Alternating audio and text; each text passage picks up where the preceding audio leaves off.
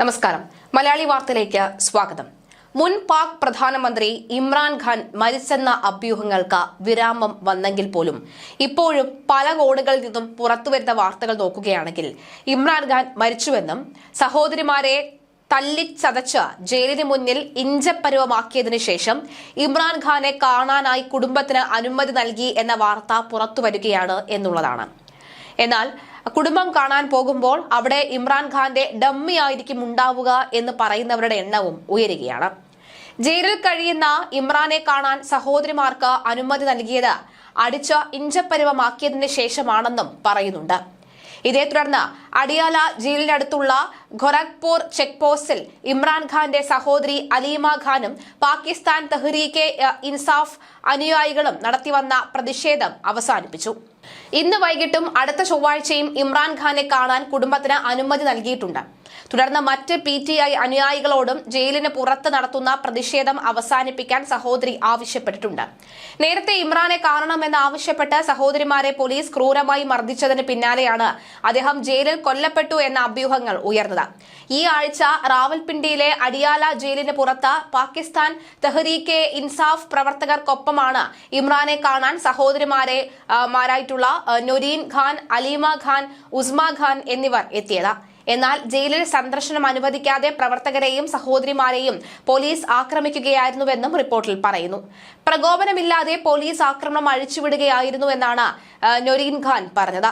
3 ആഴ്ചയോളമായി തങ്ങളുടെ സഹോദരനെ കാണാൻ ജയിലിൽ അധികൃതർ അനുവദിക്കുന്നില്ല എന്നാണ് ഇമ്രാന്റെ സഹോദരിമാർ പറയുന്നത്. തുടർന്നാണ് അടിയാല ജയിലിന് പുറത്ത് അലീമ ഖാൻ പ്രതിഷേധം ആരംഭിച്ചത്.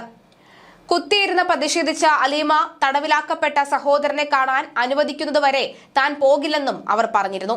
ഇമ്രാൻഖാനെ ഏകാന്ത തടവിൽ പാർപ്പിച്ചിരിക്കുകയാണെന്നും ഇത് അടിച്ചമർത്തലും നിയമവിരുദ്ധമാണ് എന്നും അവർ ആരോപിച്ചു.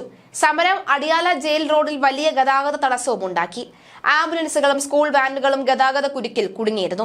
പിന്നാലെ ഇമ്രാൻഖാന്റെ മരണത്തിന് പിന്നിൽ അസീം മുനീർ ആണ് എന്ന ബലൂചിസ്ഥാൻ വിദേശകാര്യ മന്ത്രാലയത്തിന്റെ പേരിലുള്ള എക്സ് അക്കൗണ്ടിൽ പോസ്റ്റും പ്രത്യക്ഷപ്പെട്ടിരുന്നു.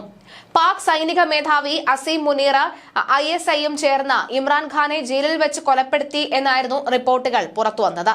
ഈ വിവരം ശരിയാണെങ്കിൽ പാക് ഭരണകൂടത്തിന്റെ അവസാനമാകും എന്നാണ് ബലൂചിസ്ഥാൻ പറയുന്നത്.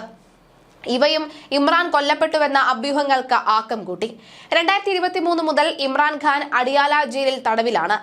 ഇമ്രാൻഖാൻ പോലീസിന്റെ ക്രൂരമർദ്ദനത്തിനിരയായി ജയിലിൽ വെച്ച് കൊല്ലപ്പെട്ടുവെന്ന് സഹോദരിമാരായ നൊറീൻ ഖാൻ, അലീമ ഖാൻ, ഉസ്മ ഖാൻ എന്നിവർ ആരോപിക്കുകയും ചെയ്തിരുന്നു.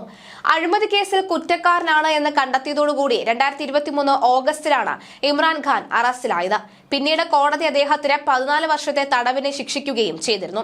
അടിയാല ജയിലിൽ തടവിൽ കഴിയുന്ന ഇമ്രാൻഖാനെ 2 ആഴ്ചയിൽ ഒരിക്കൽ കാണാൻ കുടുംബത്തിന് അനുമതി ഉണ്ടായിരുന്നു.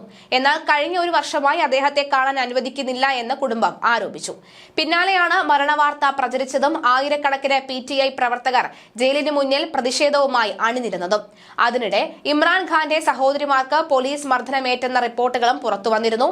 എന്തായാലും ഇമ്രാന്റെ ഡമ്മിയാണോ യഥാർത്ഥ ഇമ്രാനെയാണോ എന്ന് നമുക്ക് ഇന്ന് തന്നെ അറിയാൻ സാധിക്കും.